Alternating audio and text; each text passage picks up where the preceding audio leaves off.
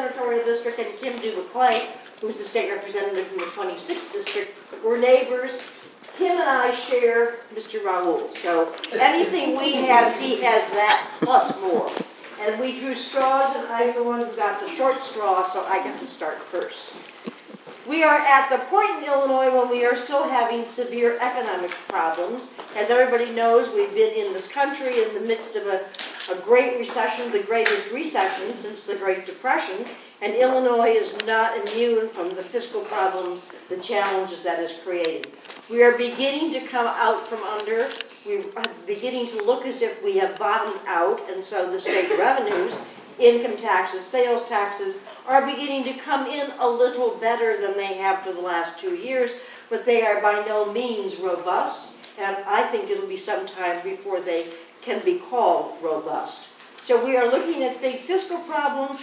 One of the biggest problems that we are looking at is our inability to pay old bills. So we're essentially saying to the people who provide services to our clients, whether they're hospitals that serve Medicaid clients or people who are working with abused and neglected children, we're saying to them, we're not paying you, you'll have to go to the bank and borrow. So we're treating vendors as if they were our bankers, and of course the costs for those agencies, little not-for-profits as well as the larger institutions, they're paying the cost of the interest rates, and while we may sometimes owe them interest at the end of the day, it's not a good way to run business. The other major issue is the pension obligation.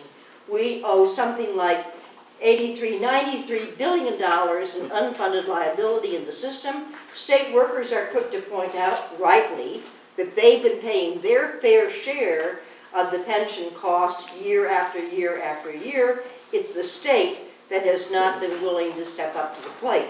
And that's an accurate charge, accurate indeed, but the reality is that we are looking at an inability to meet other needs if we're going to also figure out how we pay the pension bill.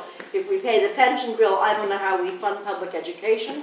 I don't know how we build roads. I don't know how we make sure that children who are abused and neglected get the services they need. We are going to address the pension issue, and I'm hopeful that we can do so in conjunction with the state workers rather than without consulting them, but that is a very difficult, a long, complicated process. So in the meantime, we are going back for a veto session that starts next week and the week after as well. This governor didn't veto very many bills, so we're not quite sure what we're going to have to work on, but generally speaking, in a veto session, there are some new issues as well. And if I could just take 1 minute to talk about the changed electoral map. Personally, I am very excited, not to say relieved, that Barack Obama was reelected Tuesday, November 6th. And I am delighted to see that there are more and more women in the United States Congress, both in the United States Senate and in the United States House. You know, 1992 used to be the year of the woman. And in 1992, the number of women in the United States Senate went from 2 to 6. Well, Tuesday, November 6th, there are now 20 women who have been elected to the United States Senate. It ain't quite parity, it's not yet 50%, but we're moving in the right direction. The Illinois electoral map changed as well. We have many more Democratic Congresspeople going to Washington to serve in the United States House, and the same thing is true of the legislature. People keep talking about a veto-proof majority. I'm not sure, however, if you have a Democratic governor, a Democratic House, and a Democratic Senate, and a governor that didn't veto very much, whether it's the veto proof that makes much difference. What it does mean is that we have an extraordinary majority of Democrats in both the House and the state Senate. Some of us are already getting ready for what's going to happen when we have the new legislature taking over on January 9th. One of the things I'm working on is, I'm sure you know, that the United States Supreme Court came out with a decision not very long ago that said that a sentence of mandatory life without the possibility of parole is inappropriate going forward for people who committed whatever act it was that sent them to that sentence, committed them before they were 18 years old. The Supreme Court did not say that that is retroactive. So there are today many people serving life sentences without the possibility of parole whose mistake was made 10, 15, or 20 years ago. I would like in Illinois to change the law so that the people that we have in our state institutions who were found guilty and given sentences of life without parole for acts they committed when they were 15, 16, 17, I want them to be able to go back into court and have an opportunity to get parole if in fact they can show that they have reformed, they have changed their lives. So that's one of the issues that's going to be before us, at least if I have my way, starting in January 2013. Let me stop with that. I know you have lots of questions, but I want you to hear from Senator Raoul and Representative du Buclet before we begin with the questions. So I'll be brief because Barbara just said everything I wanted to say. I am Kwame Raoul. I've had the pleasure of serving you all for the last 8 years. I filled the seat that was once occupied by Barack Obama, and I was happy to have recently traveled down to Florida to campaign down there and to actually stand alongside people who were waiting 7 hours in line just for the opportunity to vote. One of the things that I'm proud of being in the Illinois legislature for is that while there were other states like Florida and Pennsylvania whose legislatures and whose governors supported legislation in an attempt to suppress voting rights, we did the opposite, and I partnered with Barbara on passing the first ever Illinois Voting Rights Act that would make sure that the voting rights of ethnic and language minorities, such as the Chinatown community, who had historically had their area split into 3 or 4 representative districts, thereby diluting their ability to keep anybody accountable to their community. We rendered a fix to that to make sure that while we were spending hours and hours, the hours and hours that we spent traveling throughout the state, Barbara was chair of the House Redistricting Committee, and I was the chair of the Senate Redistricting Committee. That was one thing that we had to keep in mind as we were looking at all of the traditional redistricting principles. Another committee I chair, and I think I'm maybe the only senator that had, at least in this soon-to-end General Assembly, 2 chairmanships. I chair the Pensions and Investment Committee.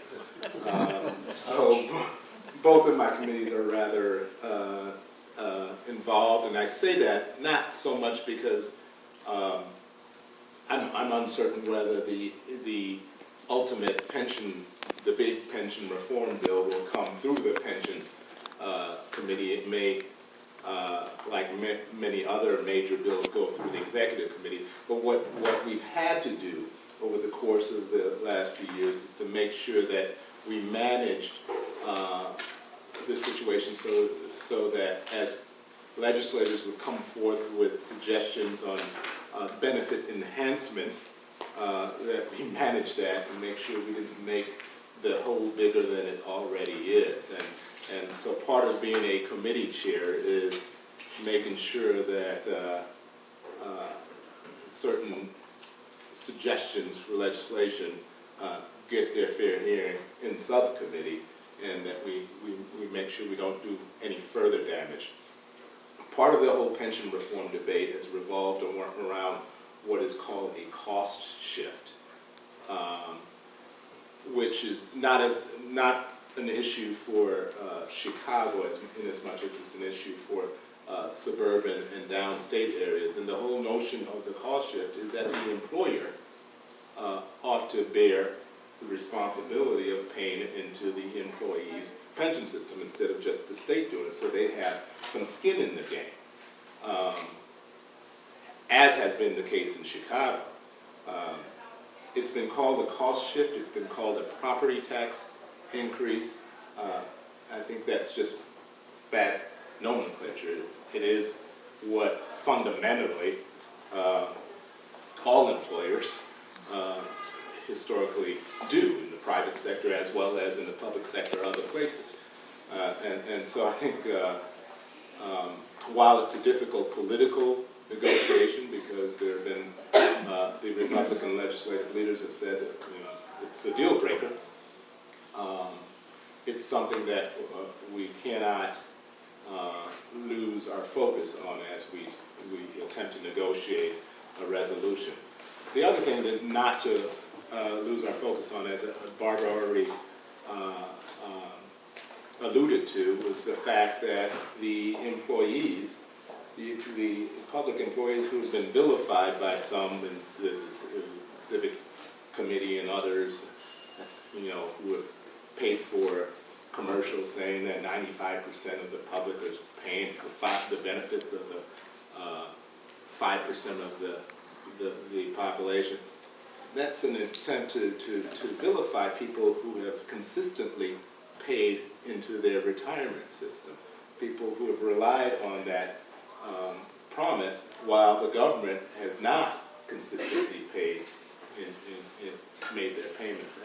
And notwithstanding the fact that something must be done, and it must be done with negotiation, as Barbara alluded to, with labor, we can't forget how we got to where we got. And there's a combination of factors. Of course, the market is a contributing factor, but credit carding off of the pension funds certainly contributed to us getting to where we are. I serve as vice chair of the Criminal Law Committee, and through the years I've kind of cherished that position and cherished my involvement in criminal justice reform. Oftentimes legislators get reelected with a tough-on-crime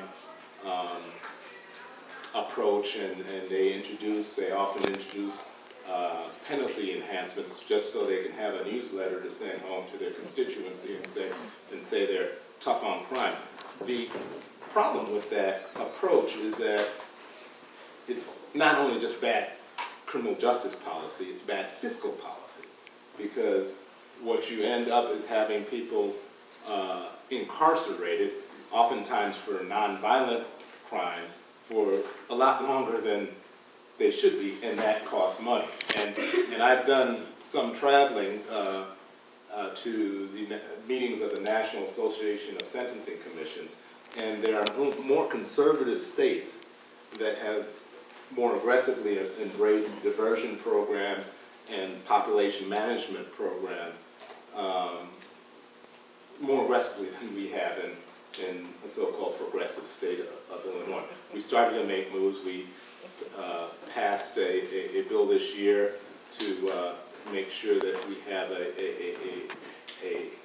good approach prioritizing public safety to look at prison population management. I also partnered with the State's Attorney Anita Alvarez to look at a diversion program for nonviolent offenders, and we were finally able to get that through this year. So with that, I'm going to shut up and listen and yield to my good friend, Representative Kimberly du Buclet. Good evening, everyone. How are you? So as you all may or may not know, I was appointed to fill this position when the previous State Representative Will Byrne became our alderman. So I've been in office since May of 2011. I'm going to be leaving office in January of 2013. I guess January 9th is the date. But it's been an honor and a pleasure to serve in the 26th District as the representative. Some of the things I'd like to touch on, I'm going to start with what Kwame ended with. Kwame and I co-sponsored a bill, speaking of criminal justice, that created a diversion program that sent first-time nonviolent offenders to a diversion program and sent to jail. So again, that reduces the cost to the state. It helps some of these folks who made a mistake get a new start in life, and to counter some of the issues where people thinking that we're not tough on crime, what this bill also does is say, well, if you happen to violate the terms of this probation or the terms of this diversionary program, then you go right back, unfortunately, to the system. So it really gives them some incentive to stick with the program and to graduate. And I think there's something like a 90% graduation rate. It started here in Cook County when we took it statewide. Some of the other things that I'm proud to have said I worked on was to help block a bill that would have required women to get an ultrasound before they receive abortion. Yeah. Abortion. That was a big one. That's a really touchy subject, but I don't think that women should have to have an ultrasound before they decide to terminate pregnancy, for whatever reason they decide. I'm always working against the Conceal and Carry legislation that's been tooling around for quite a bit here in Illinois. And I'm guessing it's probably going to come up either during Veto Session or sometime in January. But that's something I think that here in Chicago especially on the south side, we don't need to have citizens carrying concealed weapons. So I hope that that continues to be defeated. I think another big issue that we're going to be faced with in this upcoming Veto Session and then in January before the new legislators are sworn in is the gambling bill, casino bill. There's been a lot of back and forth talk about negotiating whether that bill is going to get passed or not. The governor has vetoed that bill several times, but I think we're at a point now where there may be some negotiations ongoing, so we may have some give on both sides to get the bill passed. So other than that, we stay busy. I'm working on pensions. Hopefully that'll be a bill that passes sometime in December or January. I think gay marriage may come up in January for the state of Illinois. I got a visit from someone who wants to bring up medical marijuana in Illinois, because it's been passed in several other states. So we'll see what happens. Thank you. Okay, so you've heard from each of us on several different topics, and now it's up to you. Floor is yours, and you can ask any of us anything that you feel like asking, except that we do not do driveways, we don't do curb cuts, we do not do stop signs, and we're not at the federal level either. So, between the feds there and the alderman here, we're here. But these happen to town meetings, guys. We're talking about it. Yeah, Gary. Well, there is one, and that's the question of insurance exchanges. And what do you think will work best in Illinois? Well, in fact, I had a visit from Margaret Hike and some of the other people who are advocates for a strong insurance exchange that is not run by the foxes that are concerned about the chicken coop. So Margaret's organization and the Illinois Campaign for Better Health Care are hopeful that we will have an exchange here in Illinois, but that the dominant forces will be consumers, individuals as well as small businesses, not the insurance industry. At this point, conversations, negotiations have been somewhat stalled on that topic, but the governor has announced that we will have an exchange, a health exchange. And the point for the rest of you, if you haven't paid a lot of attention, is that on these exchanges, people will be able easily to compare what products are out there, so they will know what would be covered for them and their families and at what cost. Now, the federal government will set some minimum standards, and the states may add to them as well, but so that there will be some sense that everybody has to offer something that is pretty good. I mean, no insurance company that says, well, we'll cover cancer and that's it. They would not be allowed to participate in the exchange. There has to be good primary care, and there will have to be a full complement of issues. But for consumers to be able to go to the exchange and find out which is my best deal, that's very important. If we don't run the exchange ourselves, the federal government will run it for us. Some Republican governors have said, well, feds, you do it. But I thought Republicans especially were of the view that those decisions that are made at the local level are better decisions than those that are made someplace else. So I'm hopeful that we will have an exchange that will be organized by the state, that will be very responsive to consumer interests, and will be effective, as the Massachusetts model is, at helping people figure out what's the best deal for them. Yeah, I would just say that, one thing that I try to be frank about is Springfield politics, and the insurance lobby is a powerful lobby down there, and notwithstanding the fact that we've got an unprecedented 40 Democrats in the Senate and 71 in the House, not all Democrats are the same, right?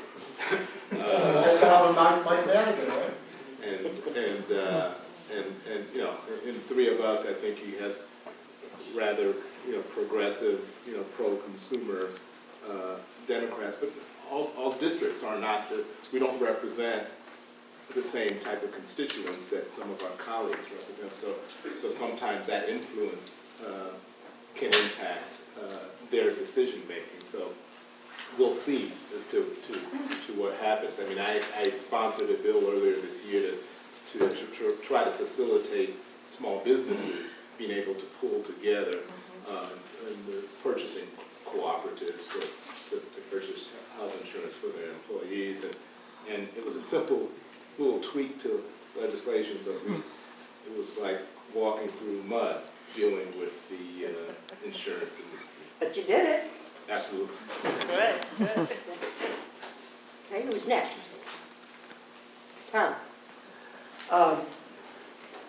With regard to the large prison population and racially imbalanced prison population, a lot of the blame has been laid to the so-called war on drugs and the way the drug laws are enforced, and not only the severe sentences, but the police practices as to who is targeted for minor drug offenses and so on. Is there, in addition to what Barbara's mentioned about the sentence thing for Mandatory people who life, are, no possibility of parole. youths when they're, but is there any other viable movement underway to somehow modify this war on drugs in a way that will cut back on the prison population and cut back on the discriminatory enforcement of the drug laws?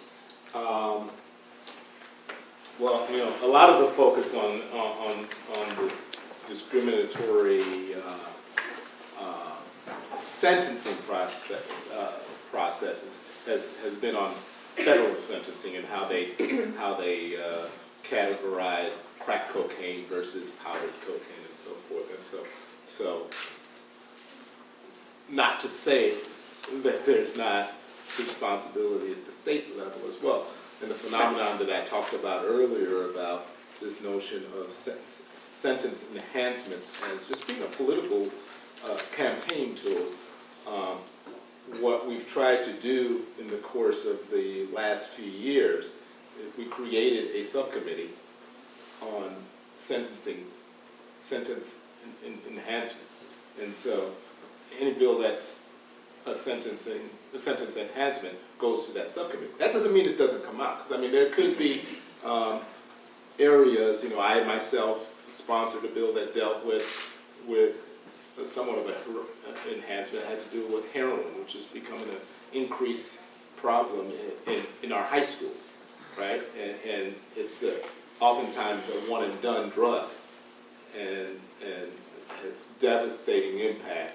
It's been more heavily used by many suburban and Collier County teens, but we reduce the amount of heroin that you need to have possession of to be for that felony, for that higher felony count, because what dealers were starting to do is package them in smaller packages. So I mentioned that specifically to say that I'm not a one-size-fit-all policy, that I'm totally against sentencing enhancement.